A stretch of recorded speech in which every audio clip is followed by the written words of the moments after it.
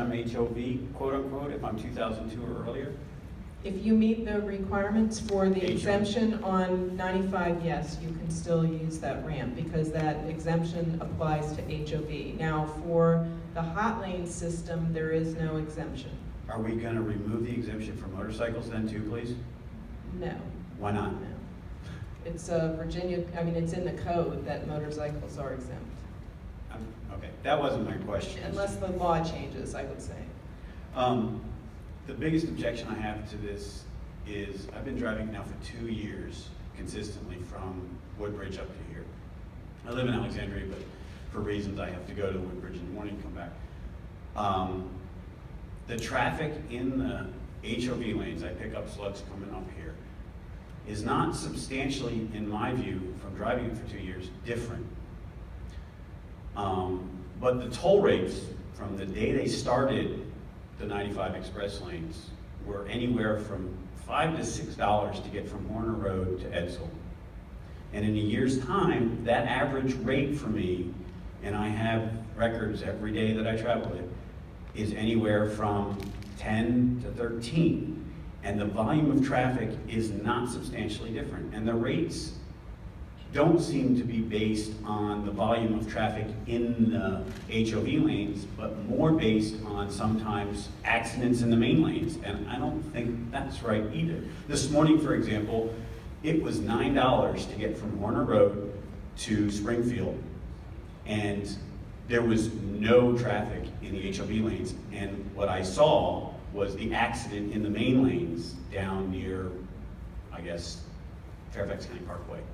So my biggest concerns are the rates, one, and then the fine structure, which I don't think is right. I think it should be operated the way Dulles Access Road is. And if I have an HOV pass in my car and it's just not functioning correctly, they take a picture of my license plate and they charge me. They shouldn't charge me a penalty of $12.50 per trip on top of that. So that's my biggest concern. I don't like it because, one, I lost my value of a hybrid vehicle to ride on those lanes. And they didn't take it away from the motorcycles. And two, I don't think the toll structure is very fair right now, or it's not easy to understand. Okay, I'm going to let Carl answer that. Carl Rohr from Transurban. The answer to your question about how are the tolls calculated? It's a dynamic tolling system that's based primarily on the traffic in the HOV or the hot lanes. It's based on the density of traffic and it's based on the speed of traffic, and that fluctuates several times an hour depending both on the flow that you're seeing and flow that's farther down the road. So the toll rates sometimes are used, there is an incident in the road and the density is increasing or the speeds are decreasing, and so the toll rates go up so that fewer people are on the roads, so that those on the roads can maintain a free flow of traffic. So the enforcement, the question she asked me about the enforcement. So the fine structure, the way that the system is set up,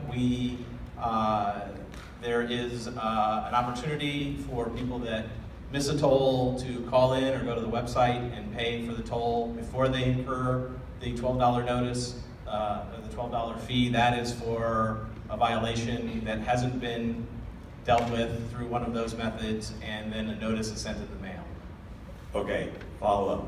Can you provide the data for the volume and the speeds at given times to justify the rates and why the base charge from the beginning being $5 to $6 for the total trip from Warner has gone up, has doubled in a year, and the volume of traffic doesn't seem to have changed? And two, on your issue of the, what was the second thing was the fee structure. Fines. The penalties.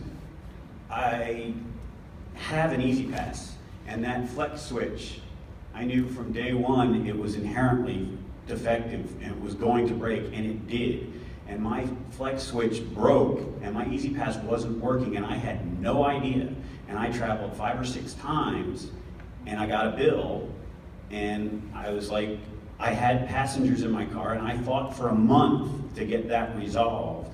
And if I have an Easy Pass on Dulles Toll Road and it's not functioning, they take a picture, they know I have an Easy Pass, they just charge me the rate. I understand if I don't have an Easy Pass, you want to fine me on top of that. That's understandable because I'm trying to break the law. But in my case, I wasn't. I had it. I thought it was working. There's no way to know it's not working. And that switch failed is what happened. And I replaced it since then.